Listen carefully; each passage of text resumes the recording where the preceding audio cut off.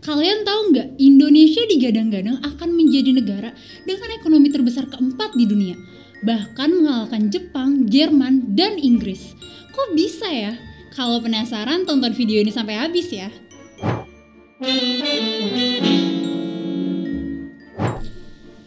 Jadi gini, Goldman Sachs, yaitu perusahaan bank investasi dan jasa keuangan multinasional asal Amerika, membuat sebuah proyeksi ramalan yang berjudul Goldman Sachs Global Economics Paper pada 22 Desember 2022 lalu.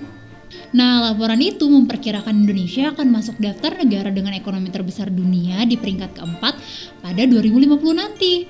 Laporan ini juga meramalkan posisi Indonesia sebagai negara dengan ekonomi terbesar keempat dunia akan bertahan hingga 2075. Laporan ini mengindikasikan akan adanya pergeseran peringkat ekonomi karena kondisi demografi. Ini karena pada 2050 sampai 2075, dunia diramalkan akan mengalami perlambatan akibat kondisi demografi penduduk yang menurun. Nah, karena masalah itu, negara maju diprediksi nggak lagi menjadi pusat pertumbuhan. Goldman yakin bahwa negara-negara yang saat ini berada dalam tekanan ekonomi dan utang seperti negara-negara berkembang nantinya dapat bersinar pada 2075 dan menjadi negara kaya. Kalau kita lihat dari potensi kondisi demografi dan sumber daya alam Indonesia, proyeksi ramalan dari Goldman Sachs tadi bisa aja terwujud. Kita lihat kondisi demografi dulu.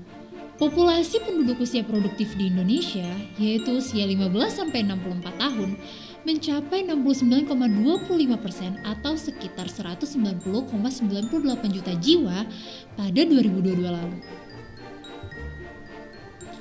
Sementara itu, beberapa negara maju seperti Cina, Jepang, dan Korea Selatan justru mengalami masalah demografi saat ini. Angka kelahiran di negara-negara ini turun drastis dan menyebabkan pertumbuhan populasi juga ikut turun. Belum lagi jumlah penduduk lansia yang meningkat serta penduduk usia produktif yang menurun. Permasalahan itu bisa berdampak pada penyusutan tenaga kerja dan peningkatan beban biaya perawatan kesehatan serta jaminan sosial. Nah, sekarang kita lihat dari sumber daya alam. Indonesia merupakan negara yang kaya akan sumber daya alam seperti emas, minyak bumi, gas alam, batu bara, hasil laut, pertambangan, dan perkebunan. Bahkan Indonesia merupakan produsen nikel terbesar di dunia dengan produksi mencapai 1,6 juta metrik ton dan menyumbang 48,48% dari total produksi nikel global pada 2022. Nikel sendiri merupakan bahan baku penting untuk produksi baterai kendaraan listrik yang industrinya kini sedang bertumbuh pesat. Belum lagi baru-baru ini Indonesia menetapkan kebijakan hilirisasi untuk beberapa komoditas. Buat yang belum tahu, hilirisasi adalah strategi meningkatkan nilai tambah komoditas dengan melarang ekspor bahan baku. Jadi ekspor yang diperbolehkan hanya barang setengah jadi atau barang jadi. Dampak positif hilirisasi terhadap perekonomian di Indonesia diantaranya adalah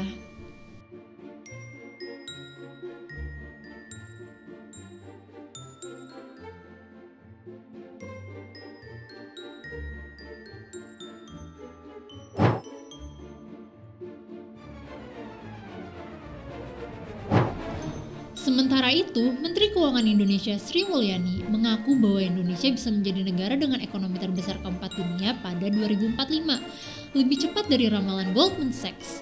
Menurutnya, tingkat pendapatan per kapita Indonesia diperkirakan akan tembus $29.300 atau sekitar 445 juta rupiah pada periode tersebut. Pemerintah juga menargetkan Indonesia menjadi negara berpenghasilan tinggi atau high income country pada 2045. Nah, untuk mencapai target itu, Indonesia membutuhkan pertumbuhan ekonomi yang tinggi, yaitu di kisaran 6-7% secara konsisten. Saat ini, pertumbuhan ekonomi Indonesia sendiri terbilang tumbuh kuat di angka lebih dari 5% sejak kuartal keempat tahun 2021. Kalau dilihat dari produk domestik bruto atau PDB, Indonesia berada pada peringkat ke-16 dunia dengan PDB mencapai 1,31 triliun dolar atau sekitar 20,29 kuadriliun rupiah pada 2022. Gak berbeda jauh dari Australia yang berada pada peringkat 12 dunia dengan PDB mencapai 1,7 triliun dolar. Namun, jumlah penduduk Indonesia terpaut jauh dengan Australia. Jumlah penduduk di Australia hanya 26,3 juta jiwa per 2022. Ini menempatkan PDB per kapita Australia di kisaran angka $65.000 pada 2022.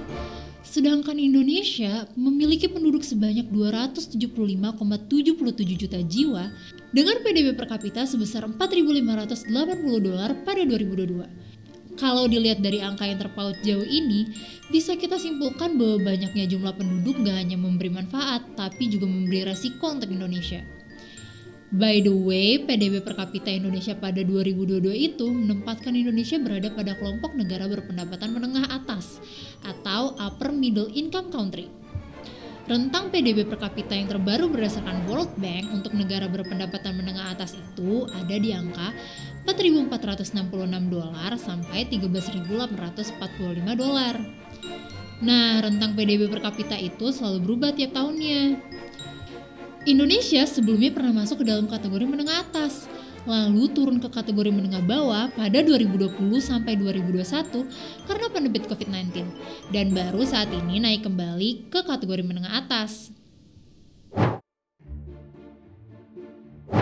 Sayangnya Indonesia saat ini berada dalam middle income trap, yaitu kondisi di mana sebuah negara berhasil masuk ke tingkat pendapatan menengah, tapi nggak bisa keluar dari tingkatan itu untuk menjadi sebuah negara maju.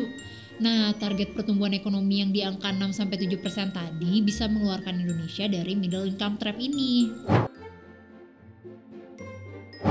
Namun, jalan Indonesia untuk menjadi negara maju tentunya nggak mudah. Banyak tantangan yang harus dilewati untuk mencapai tujuan tersebut. Pertama, dari segi sumber daya manusia. Jumlah penduduk Indonesia yang banyak akan percuma jika SDM-nya nggak berkualitas dan nggak bisa menghasilkan tenaga kerja yang baik. Masalahnya, tingkat pendidikan di Indonesia masih terbilang rendah. Indonesia berada pada peringkat pendidikan ke-67 di dunia pada 2022 dengan rincian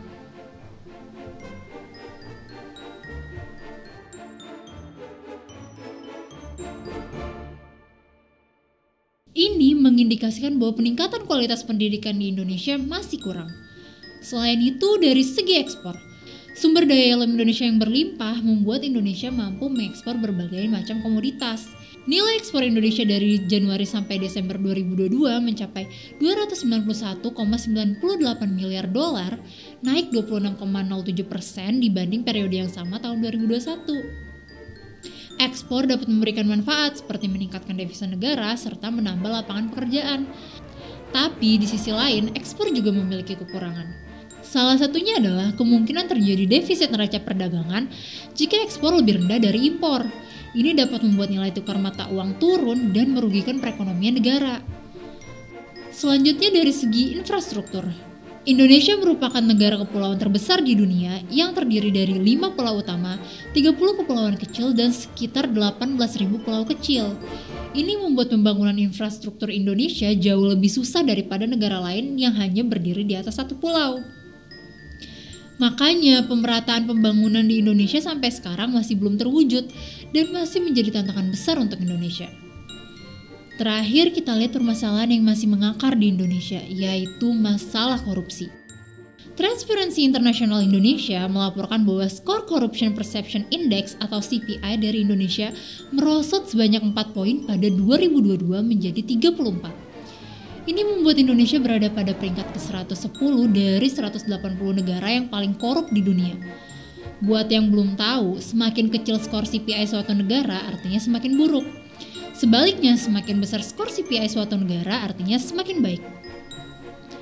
Dalam kawasan Asia Tenggara, Indonesia tertinggal jauh dengan negara tetangga seperti Thailand, Vietnam, Malaysia, hingga Singapura. Ini menandakan bahwa tingkat korupsi Indonesia lebih buruk dibanding negara-negara tersebut.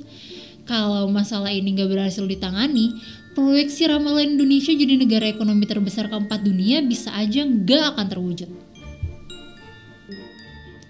Jadi gimana? Udah tahu kan gimana perkembangan Indonesia serta tantangan apa yang harus dihadapi?